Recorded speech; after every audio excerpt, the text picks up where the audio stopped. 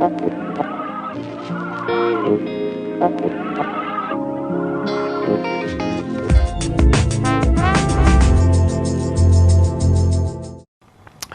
buenas, señoras y señores. Bueno, pues estamos a viernes 11 de diciembre, San Dámaso, para que esos que están aquí. Y tengo aquí otra vez al director del plan piloto, el doctor Abel Novoa. Doctor, muy buenos días. ¿Qué tal? Muy bien. ¿Las cosas mejores de lo que se pensaban después de tantos días del plan piloto? Bueno, seguramente para muchos ha sido todo muy lento y mucho menos de lo que se esperaba. Pero bueno, nosotros estamos satisfechos ahora mismo. Ten en cuenta que el 6 de octubre aquí en Totana había una incidencia acumulada de 2052. O sea, no había ninguna otra población ni que estuviera cerca. La que estaba más cerca era Jumilla, que está, no, lo he apuntado por aquí, Jumilla, que estaba en 1800. Y ahora mismo estamos en 287, eso significa 7 veces menos que hace 2 meses. Hemos tardado 2 meses en bajar la incidencia acumulada en Totana 7 veces. He estado viendo esta mañana para compararnos con 2 localidades que estaban también muy mal y que tuvieron también confinamiento en la época en la que se confinó Totana, que era Lorca y Jumilla. Lorca, un poquito antes que Totana, estaba en una incidencia de 1064, ese fue el tope, la mitad que Totana, y para bajar 7 veces esa incidencia han tardado 3 meses, un mes más que Totana. Y Jumilla, muy parecido, el 24 de septiembre estaban en 1800 y para bajar 7 veces la incidencia, como lo hemos hecho en Totana, han tardado 11 semanas, han tardado 3 semanas más que nosotros. Entonces, Totana hemos venido de una incidencia la más elevada de la región, con diferencia, y la bajada ha sido bastante más rápida que en otras localidades que tenían incidencias parecidas, ¿no? El problema es que como salíamos tan alto, pues hemos tardado más en poder abrir la ciudad. En otras localidades como en Lorca se abrió antes porque partían de cifras inferiores y lógicamente pudieron abrir antes. Y luego nos tocó el confinamiento general que hubo en toda la región, que también lo pillamos, ¿no? O sea que Totana ha tenido mala suerte con los confinamientos, pero desde mi punto de vista sí que ha habido una bajada relativamente rápida en comparación con otras localidades de la incidencia acumulada. Sí, en las pruebas que se hicieron por barrios, les sorprendió la respuesta de la ciudadanía y sobre todo les sorprendió también un poco bueno, los casos que se podrían acumular y que salía, y también por barrios. ¿Algún barrio más que otro?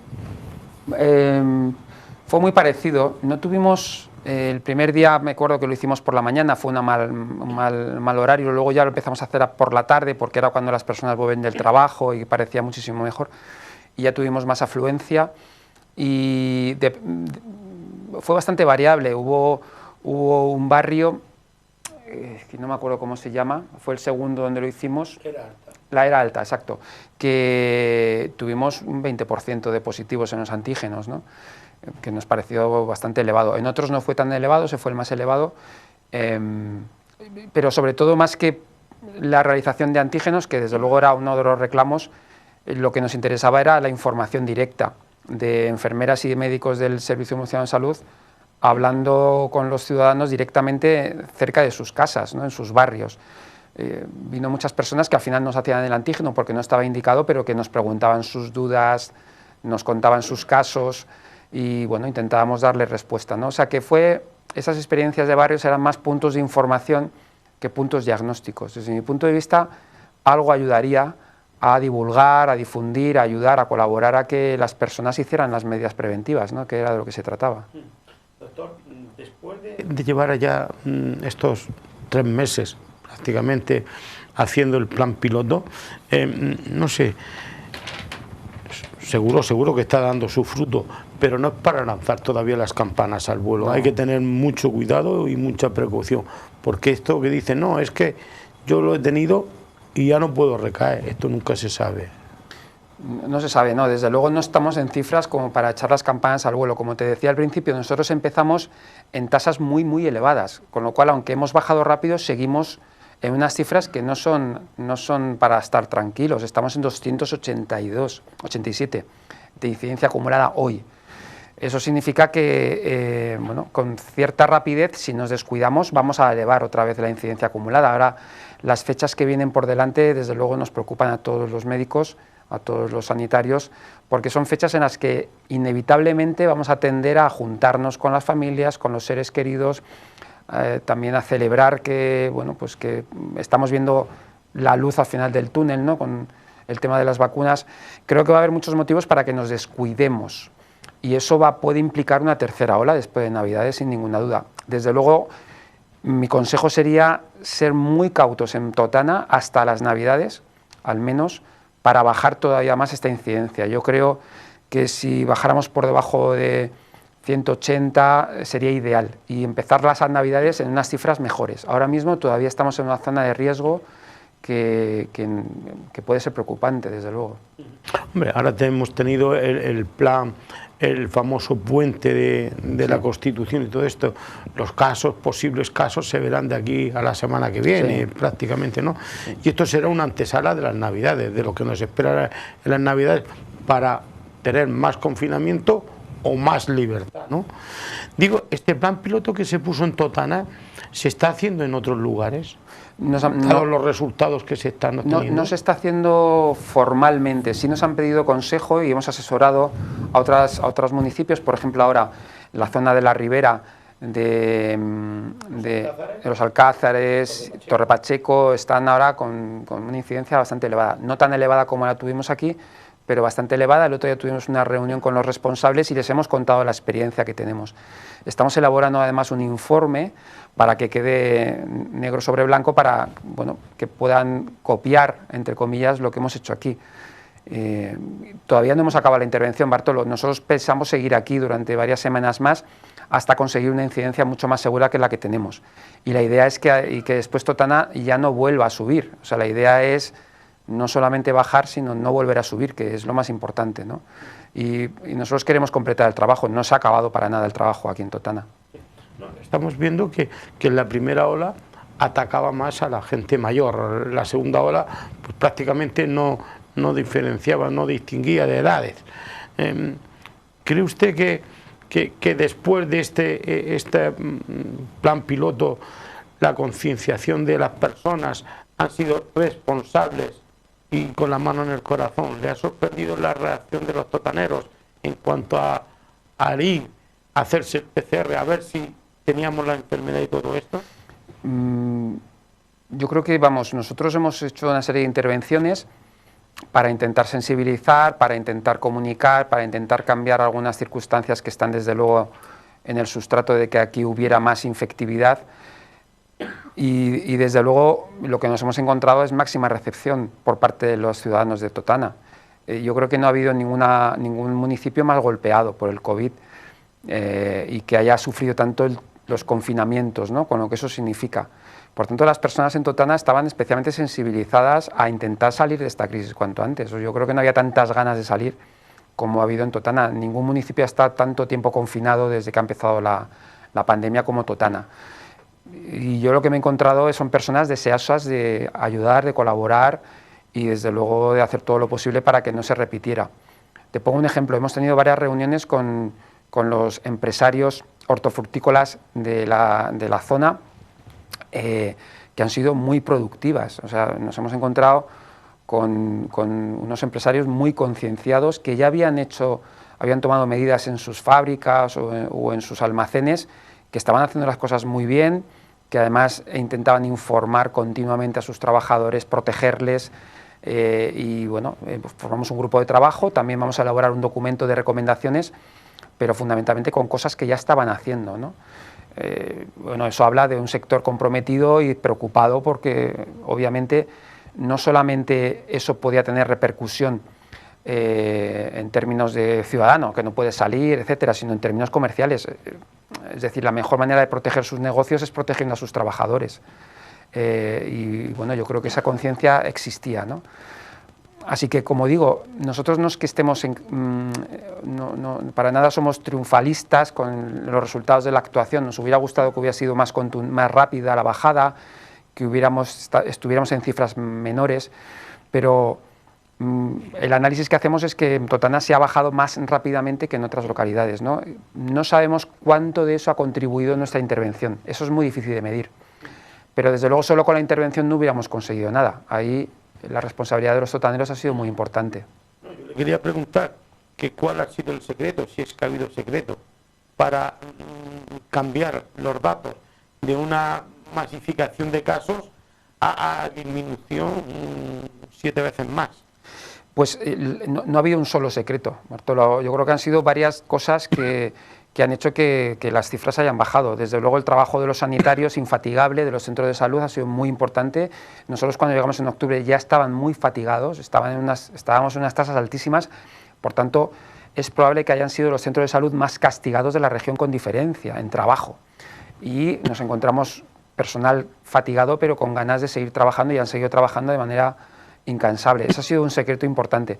Luego la colaboración de todas las comunidades. Hemos hablado con las comunidades de personas de raza gitana, con comunidades de personas de países latinoamericanos como Ecuador, Bolivia, también con la población magrebí. Hemos tenido mucha relación con ONGs que han trabajado con personas en vulnerabilidad social. Bueno, todo eso creo que ha sido parte del asunto. O sea, ahí hemos detectado por ejemplo, personas que estaban con dificultades para hacer el aislamiento, el confinamiento en sus casas, y les hemos llamado por teléfono y con colaboración de las ONGs, de Cáritas, por ejemplo, fundamentalmente, hemos ido a sus casas para proveer de comida, para que pudieran estar en su casa confinados, para proveer de los elementos esenciales, ¿no? Es decir, han sido una serie de actuaciones coordinadas y múltiples, no ha habido una sola que haya sido el secreto, o sea, eso no ha sido así. Luego la colaboración de los medios de comunicación, esta es la segunda vez que vengo a tu programa, pero hemos estado en otras televisiones, en la radio, en el periódico, las intervenciones que hacíamos en los barrios informativas, todo eso ha hecho que las personas, bueno, tuvieran conocimiento y creo que también ha podido contribuir. Han sido muchos factores. Yo es que lo estoy viendo usted cuando dice, hombre, es que los medios de comunicación y todo esto, yo he visto un vídeo de una licenciada en Medicina y Cirugía por la Universidad de Murcia, que habla de muchas cosas, que dice que el manifiesto, bueno, que el virus no está en el aire, que nos están mintiendo los sanitarios, que no hay receptores en los pulmones y vías respiratorias, que la Organización Mundial de la Salud de alguna forma dice que es mejor no ponerle mascarilla a niños menores de 12 años, que la vacuna, bueno, que están haciendo una vacuna contra la fertilidad de los hombres. Yo, cosas así tan raras, que esto, digo, y lo que más me ha tocado el corazón ha sido que los medios de comunicación tenemos la culpa por difundir todas estas mentiras. Bueno, los medios de comunicación, muchas de estas cosas se difunden a través de redes sociales, lo cual es incontrolable y a lo mejor tiene que seguir siendo así. Quiero decir, yo entiendo que la información tiene que ser libre, tiene que circular, pero es verdad que estos compañeros pues no hacen un flaco favor, porque digamos que ellos aprovechan las incertidumbres que tenemos todavía con este virus, porque es un virus que no conocíamos, es todo muy nuevo, o sea, nunca habíamos hecho ciencia en directo. O sea, por primera vez todos los procesos científicos que hemos tenido que poner en marcha y de conocimiento han sido conocidos por la población en tiempo real. O sea, cada vez que había una conclusión científica se sabía, porque aparecían los telediarios. Cuando otros estudios mejores contradecían esa conclusión inicial, la gente decía, bueno, ¿qué pasa? ¿Que se han equivocado los primeros? No, es que la ciencia funciona así, la ciencia funciona refutándose. O sea, uno llega a una conclusión y cuando hay mejores datos, la conclusión esa se cambia porque tenemos mejores datos. Todo eso, que ha sido ciencia en directo, para muchas personas lo que ha supuesto es pensar que en realidad no se sabía lo que se estaba haciendo de alguna manera, ¿no? Pensaban que se estaban dando golpes de ciego, que, bueno, pues que los expertos no eran expertos, o incluso generar teorías de la conspiración como el que esta compañera comenta, de que hay un plan oculto malvado para hacer que todas las personas se vuelvan infértiles, ¿no?, con una vacuna. Es decir, es absurdo, no tiene ningún sentido. Creo que estos compañeros aprovechan esas zonas de incertidumbre, esas dudas que tenemos nosotros igual que ellos, para llegar a conclusiones que no se pueden extraer de esas dudas. El problema no son las dudas que ellos cuentan, sino las conclusiones que sacan, que dan un salto, digamos, de unos aspectos que efectivamente pueden ser dudosos porque no tenemos toda la información, a unas conclusiones con una teoría de la conspiración que desde luego no tiene ninguna prueba en absoluto, ¿no? Entonces yo creo que lo que generan es realmente más incertidumbre, no contribuyen en nada a... Ahora mismo esto es un problema mundial, hay miles, no sé si millones, pero miles de sanitarios, de científicos trabajando en esto, y solo unos poquitos están alertando de que hay una especie de confabulación. Quiero decir, yo no estoy en una confabulación, ¿no? O sea, hay incertidumbres, hay complejidad, pero eso no supone que estemos ante una especie de plan malvado para acabar con la humanidad o acabar con la fertilidad o no sé qué planes, ¿no? Habría que tomar carta en el asunto, quien que le corresponda, y actuar sobre estas personas, que si es verdad o si es mentira, pues actuar de una manera u otra. Pero, doctor Novoa, le quiero preguntar, desde que yo hablaba con usted aquí hace 3 meses, ahora ha cambiado mucho la situación. Y ahora no es que comencemos a ver la luz del final del túnel, sino que ya estamos deseando ponernos la vacuna. ¿Qué nos tiene que decir de ello? Porque claro, también está la duda que si la alergia, ahora le preguntaré para quiénes alérgicos son, qué forma de alergia y todo esto, ¿no? Pero la vacuna. Bueno, la vacuna antes, fuera de cámara, comentábamos que efectivamente nunca se había producido una vacuna con tanta rapidez, es verdad, pero nunca nos habíamos enfrentado a un problema de salud pública tan grave. O sea, han muerto millones de personas en todo el mundo, ¿no? O sea, aquí en España las últimas cifras hablan de más de 50.000 personas que han fallecido en menos de un año. O sea, eso es una barbaridad, ¿no? Y eso ha pasado en todo el mundo. Por tanto, todas las capacidades de investigación y de generación de conocimiento del mundo se han puesto a trabajar desde el minuto cero para generar una vacuna. O sea, nunca había habido un proyecto que hubiera contado con tanto apoyo de universidades, de laboratorios privados, laboratorios públicos, de financiación pública. Todo eso ha conseguido que efectivamente en un tiempo récord tengamos una vacuna, además una vacuna muy innovadora, con un mecanismo que hasta ahora no se había desarrollado, aunque estaba ahí como hipótesis de trabajo. Ha sido gracias a este enorme esfuerzo científico que se ha creado la vacuna. Es una vacuna además testada en miles de ciudadanos, con las pruebas que se tienen, que son siempre provisionales, ¿no? Pero que sí que demuestran algunas cosas que pueden ser útiles, que es, por ejemplo, que las personas vacunadas desarrollan menos la enfermedad. Eso ya es importante.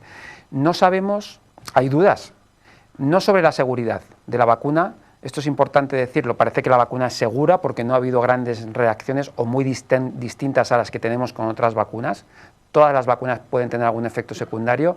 Esta vacuna no parece tener más efectos secundarios que las otras vacunas, que la vacuna de la gripe, que la vacuna de la tosferina, que la vacuna de la difteria, del sarampión. Parece que tiene la misma tasa muy parecida de efectos secundarios. Por tanto, no es más insegura. Tenemos dudas sobre cuánto de eficaz es. Esto sí que es una duda. Sabemos que evita infecciones, hay menos infecciones en los que se vacunan que en los que no se vacunan.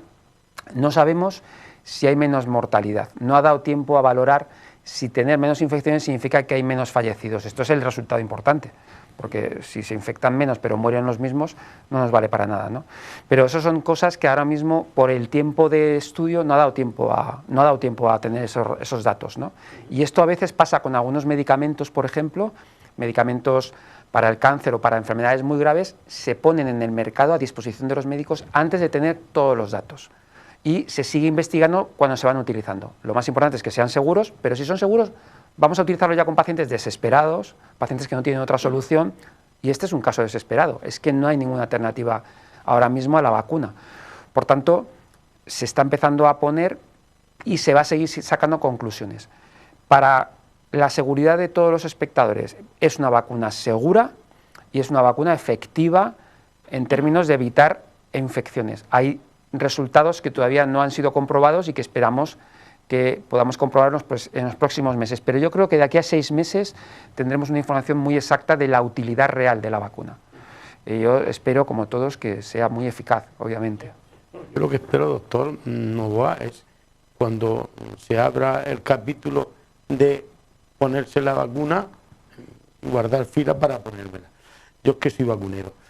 Permítanme que hagamos un receso y ahora sigo con usted. Vamos a tomar un trago de agua que tengo la boca seca. No se me vayan, que sigo hablando con el doctor Abel Novoa.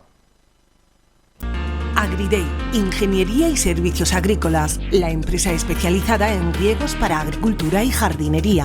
Ponemos a su servicio todo lo necesario para la instalación, mantenimiento y buen funcionamiento de su piscina. Pídanos asesoramiento sin compromiso y sorpréndase de nuestros precios competitivos. Estamos en el Polígono Industrial de Totana. Con Agriday consiga mayores éxitos. Bien, pues ya estamos aquí de nuevo. Estoy hablando aquí con el doctor Novoa de la vacuna, sí, y sobre todo, pues eso que hablábamos, ¿no? De las personas que se pueden poner la vacuna, las personas que hay que aconsejar, y las clases de vacuna, todas pretenden curar. ¿Cuál nos aconseja? Prevenir, no curar. O sea, no son vacunas curativas, sino preventivas. Lo que quieren es que no te infectes, que no enfermes, por tanto. Claro. Hay muchas, todas tienen un mecanismo parecido de actuación y todas han demostrado resultados parecidos. No parece que haya ninguna claramente mejor que otra. Entonces, bueno, pues según vayan llegando, aquí en el Servicio Murciano de Salud lo que se ha decidido es que según vayan llegando las primeras, pues se van a ir poniendo, no se va a hacer una distinción. No vamos a poder elegir la vacuna. Yo digo, yo quiero esta otra. No, eso no va a ser posible. Va a ser una vacuna, la que haya, de la marca que haya llegado, y es la que se va a poner. La primera que va a llegar va a ser la de Pfizer, porque es la que está un poquito más avanzada en su desarrollo y ha sido aprobada por las autoridades americanas y va a ser aprobada por las europeas pronto. Ha sido aprobada por las autoridades inglesas, británicas, que ya se ha empezado a poner en Reino Unido.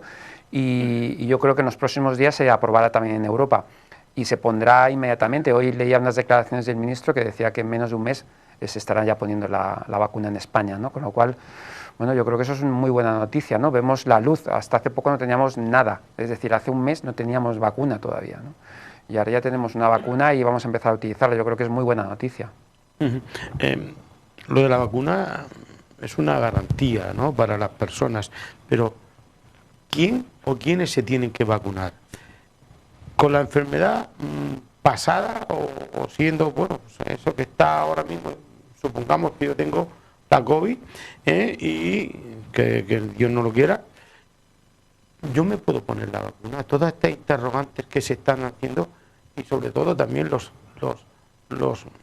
investigadores se preguntan ¿cuánto tiempo va a estar inmunizada la persona? ¿Para cuánto tiempo vamos a hacer eso? Claro, son dudas muy lógicas las que planteas.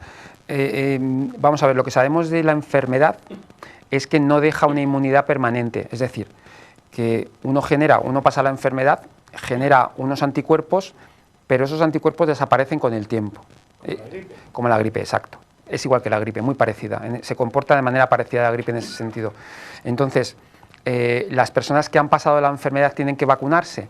Bueno, pues lo que se pretende es que esa inmunidad siga más tiempo, que no se agote, ¿no?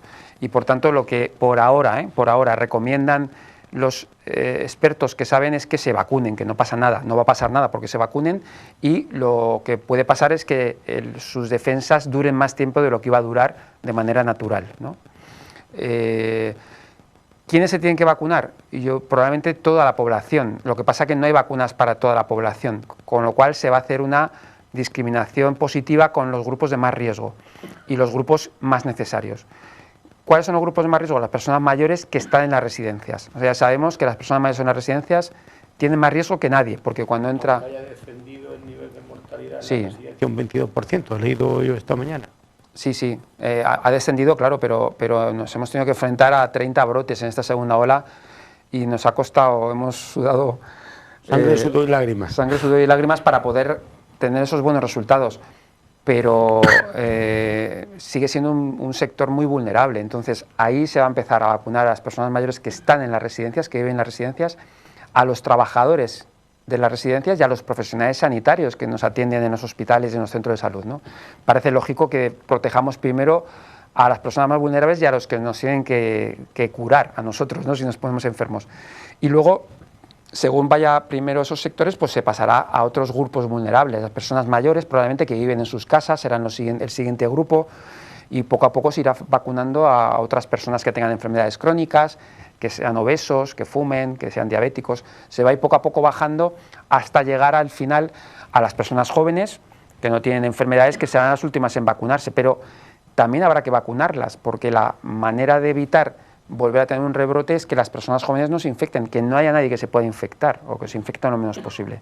¿Cuánto tiempo va a durar la protección de la vacuna? No lo sabemos.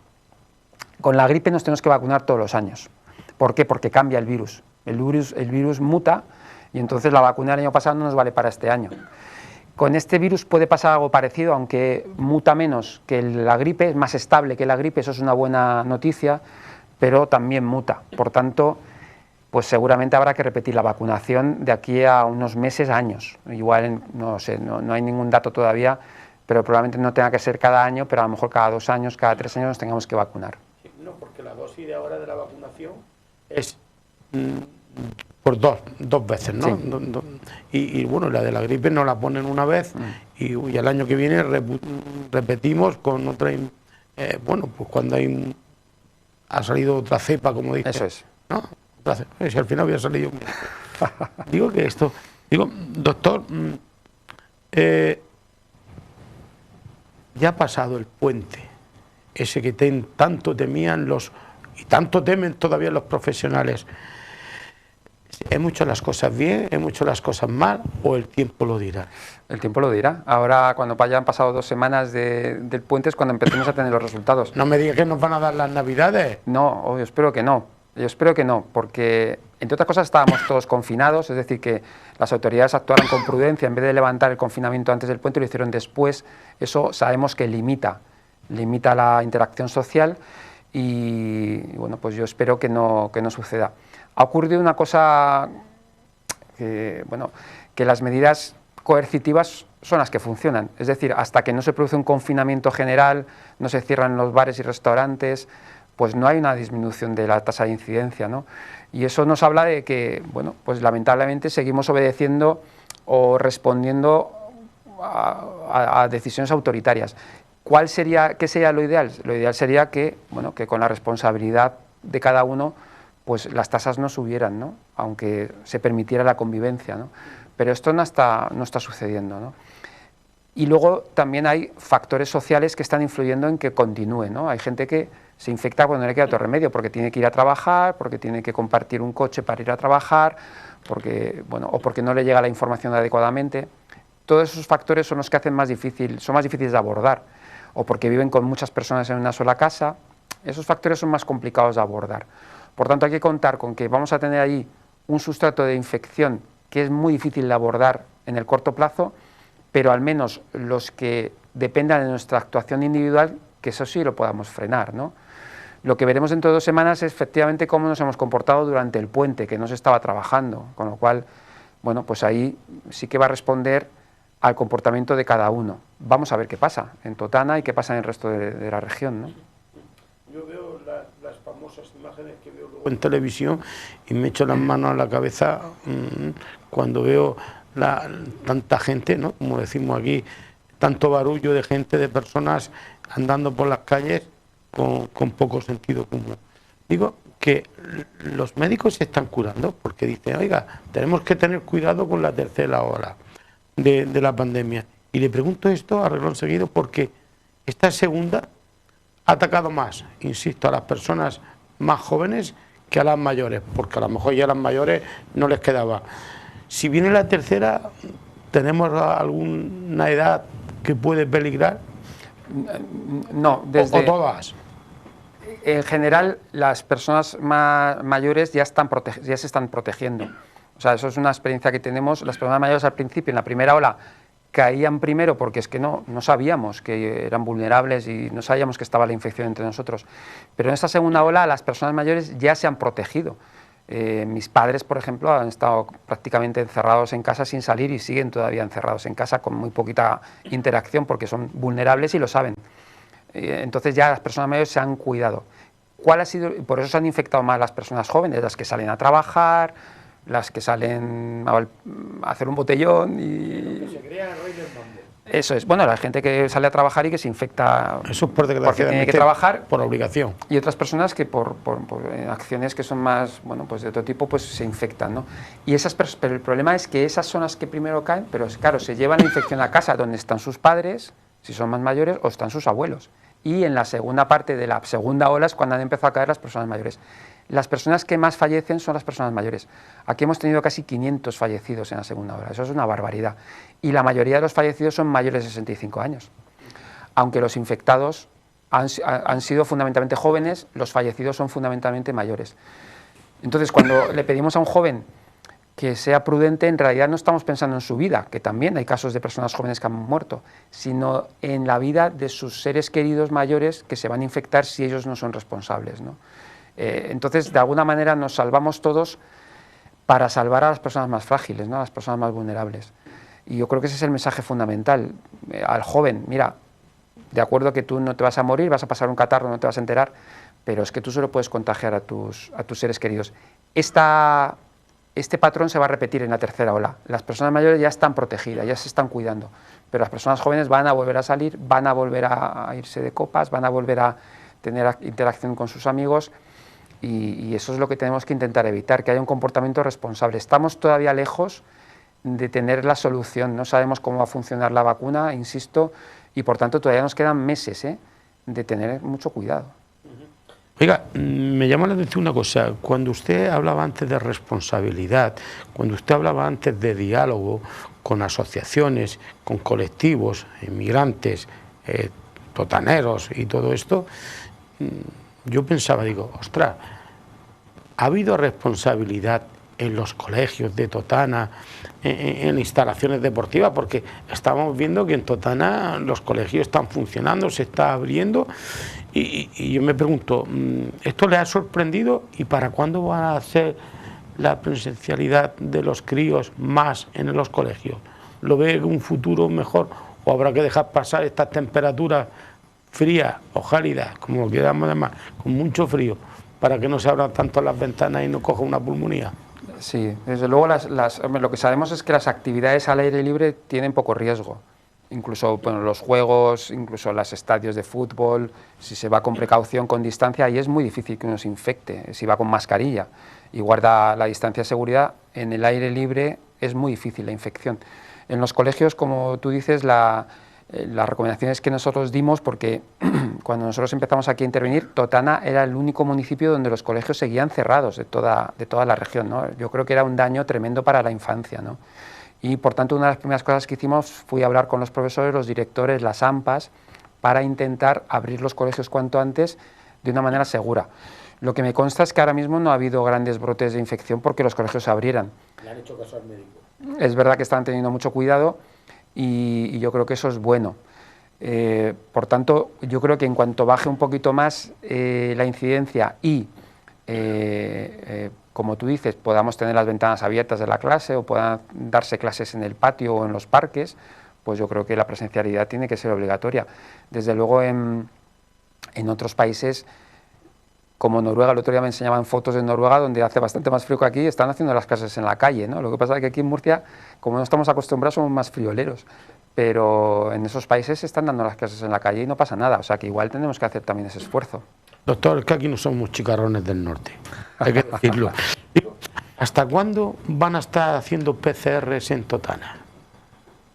Bueno, no vamos a dejar de hacerlas. Las PCR se siguen haciendo, las piden los médicos de cabecera, también en el estudio de contactos se piden por parte de salud pública y no se van a dejar de hacer PCRs en Totana. O sea que no pensamos dejar de hacerlo. Como digo, en Totana hay un sustrato socioeconómico que hace que Totana sea especialmente vulnerable y eso no ha desaparecido, aunque hemos tomado algunas medidas, como por ejemplo abrir la charca, que es un recurso habitacional para personas que no puedan estar aisladas en sus casas, y ahora podemos aislarles ahí en la charca. La famosa Arca de Noé. El Arca de Noé. Aunque eso existe, en realidad los problemas de personas que viven muchas familias en el mismo domicilio continúan, eso no lo hemos podido cambiar de manera sustancial. Los problemas de trabajadores que trabajan todos en fábricas y con necesidad de contacto físico, trabajos físicos, pues eso tampoco lo hemos podido cambiar, ¿no? Y por tanto, pues puede significar que aquí en Totana, bueno, que significa que en Totana tenemos un riesgo más elevado que en otros sitios, que en la ciudad de Murcia, donde la gente trabaja en oficinas o que tienen trabajos que pueden hacer desde casa. En Totana no pasa esto, ¿no? Entonces, ese riesgo sigue existiendo. Por tanto, nuestra idea es que esta intervención comunitaria continúe hasta conseguir que en Totana pues sea, como dijimos el primer día, un ejemplo de resistencia y de capacidad de adaptarse a las circunstancias, y que aquí en Totana no volvamos a tener ningún confinamiento producido por un incremento de la incidencia. Vacunarse sí, no es obligatorio, pero es aconsejable. Yo desde aquí digo, señores, pónganse la vacuna, que son un pinchacico de nada. Pero vacunarse, pero ojo con la alergia. Hablábamos al principio. Cuando se habla de alergia, ¿a qué tipo de alergia se puede hablar? Yo, por ejemplo, soy alérgico a la mezcla del tomate frito con huevo, y eso no creo que sea inconveniente, yo me pongo la de la vacuna. O soy alérgico a la naranja mandarina, tampoco creo que tenga que ver nada. ¿A qué tipo de alergia hablan ustedes? Bueno, a los excipientes de la vacuna. La vacuna tiene unos excipientes que son los que pueden producir alergias. Es lo que antes de hacer una vacunación, todas las enfermeras, que son las que habitualmente ponen las vacunas, preguntarán si hay alergia a alguno de los excipientes de la vacuna. Si no existe esa alergia, pues no hay un peligro de reacción alérgica. Con lo cual, bueno, pues tranquilidad. Yo creo que también, como estamos tan pendientes todos de la eficacia y de la seguridad de la vacuna, pues ha habido algunas reacciones alérgicas en el Reino Unido que yo creo que se han sobredimensionado. Si todas las vacunaciones tienen algún fenómeno alérgico, pero no estamos viendo más que con otras, insisto. Y las medidas que se van a recomendar son las mismas de sentido común que se van a recomendar en otras vacunas. Es decir, van a tener la información. En España ahora mismo, en las últimas encuestas, más o menos la mitad de la población tiene dudas si se va a vacunar, tiene miedo. Yo también entiendo que esto sea normal. El 31% dice que sí, y el 40 y pico que no. Eso es, mitad y mitad casi. Yo creo que es normal con una vacuna nueva que la gente vea que tenga miedo, pero bueno, cuando se empiece a poner y veamos que es segura, que es lo que vamos a comprobar, que ya se está comprobando en el Reino Unido que es una vacuna segura, la gente se irá animando, ¿no? Y yo creo que finalmente va a ser residual. Como con todas las vacunas, hay siempre un grupo de personas que no se quieren vacunar y no se vacunan, pero es un grupo muy pequeño. En España es un grupo minoritario. Yo creo que va a ser el mismo que va a rechazar esta vacunación, pero el resto se va a vacunar. San Pedro se la dé, el Señor se la bendiga, dice el refrán. Digo, doctor, le quiero hacer unas preguntas porque ya estamos terminando, y le quiero hacer una pregunta, sobre todo el tema de los centros de salud.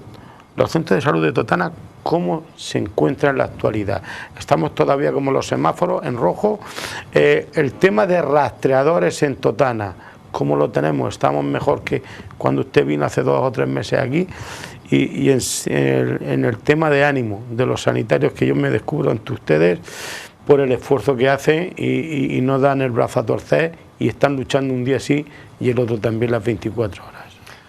Bueno, hay un efecto fatiga, como dices, Bartolo. Los sanitarios están fatigados, llevamos muchos meses con mucha intensidad de trabajo y mucho estrés, ¿no? Y yo creo que en general, cuando hablo con mis compañeros, detecto fatiga, ¿eh? Estamos todos cansados, yo también estoy cansado y bueno, pero también sabemos que probablemente nunca nos enfrentemos a un reto tan importante. Probablemente nunca ha sido tan importante un sanitario como ahora, ¿no? No solamente para atender a las personas, sino para estar ahí presentes, ¿no? Hay cosas que tenemos que mejorar, a pesar de todo. Por ejemplo, que las personas puedan volver a consultar con su médico de cabecera o su enfermera de atención primaria con normalidad, cosa que todavía no sucede, ¿no? Y esto tenemos que cambiarlo, es decir, tenemos que volver a abrir los centros de salud, tiene que desaparecer el miedo ese de ir al centro de salud y también las dificultades de acceso, ¿no? Los teléfonos no se cogen, bueno, eso tiene que cambiar, y yo creo que va a cambiar en la medida en que podamos priorizar la atención a otras cosas que no sea la COVID, o sea que hay muchas otras cosas que no son la COVID y que tenemos que atender. El Centro de Salud de Totana ya están en otro semáforo, ya no están en el semáforo rojo como han estado gran parte de estas semanas, están ya con más capacidad de atender otras demandas, ¿no? Exacto. Y por tanto, pues ya creo que se notará inmediatamente que los totaneros pueden acceder mejor a esos centros de salud, ¿no? Yo creo que estamos en un proceso que es positivo, que está progresando Ahí también se hicieron varias iniciativas, fundamentalmente con rastreadores, que se apoyó con contratación de rastreadores que están en Lorca, pero que están apoyando muy directamente a los sanitarios de aquí. También se decidió que las tareas de rastreo fueran fundamentalmente de salud pública, no tanto de los médicos y de las enfermeras como era antes, que antes tenían, yo creo, demasiada responsabilidad en ese tipo de intervención, y eso hacía que no pudieran dedicarse a otras cosas. Todo eso se organizó mejor y ahora mismo la mayoría del rastreo lo hace salud pública, o sea, no lo está haciendo el centro de salud. Y por tanto, pues yo creo que es una buena noticia en el sentido que los médicos y enfermeras se podrán dedicar a lo que tienen que hacer, que es ver a los pacientes enfermos, ¿no? Y que eso es lo más importante. Oiga, de las muchas cosas que nos va a sacar, o que vamos a concluir, o que nos va a cambiar esta pandemia de la COVID, es lo siguiente: que hay que investigar, que hay que invertir más en eso que se llama I+D, que no hay que dejar salir a las personas que estudian, a los españoles que estudian, que se van a otros países, y que, bueno, pues de alguna forma apoyar más al colectivo sanitario, no solamente a los doctores, no solamente a los enfermeros, sino al colectivo sanitario en general. Doctor Albert Novoa, ¿de dónde es usted? Yo nací en Barcelona. Sí, Bon Nadal, ¿no? Sí. Ahora podemos decir Bon Nadal, ¿no? Nací en Barcelona, pero no soy catalán, porque estuve ahí muy poquitos años, luego pasé por Zaragoza, me he criado en Madrid, en realidad, pero mi padre es gallego y mi madre chilena, con lo cual... Atiza. Bartolo, ¿de dónde soy? En Chile, ciudadano del mundo. Y llevo 25 años viviendo en Murcia, con lo cual, y mis hijos son murcianos, así que en realidad me considero murciano, porque es donde mejor he estado, donde más tiempo he estado mi edad adulta y donde me han tratado con tanto cariño. Catalán, digo, pues Bon Nadal, ahora que estamos en las fiestas de Navidad, ¿no? Sí. Que me ha dicho chileno, pues será Feliz Navidad. En gallego, ¿cómo son? Boas festas. Boas festas. Boas festas. Bueno, yo le digo felices Pascuas, doctor Albert Novoa, y aquí tiene usted su casa, su clínica, para que nos diga, y le invito en otra ocasión a que usted nos siga informando a los totaneros. Y muchísimas gracias por ese esfuerzo, y también felicidades por bajar la incidencia de casos infectados en Totana. ¿Algo más que decir? Agradecerte, Bartolo, la invitación, la amabilidad y las entrevistas, que son siempre divertidas y sugerentes, yo espero que interesantes para los espectadores. Bueno, pues lo dicho, y cumpliendo la obligación de la mascarilla, que esto que no se nos quite. Señoras y señores, bueno, pues aquí hemos tenido hoy al director del plan piloto de Totana, que aquellos que éramos reacios a decir, y está haciendo efecto, pues estamos viendo que sí. Tarde, pero nunca es tarde si la dicha es buena. Señoras y señores, queden con Dios.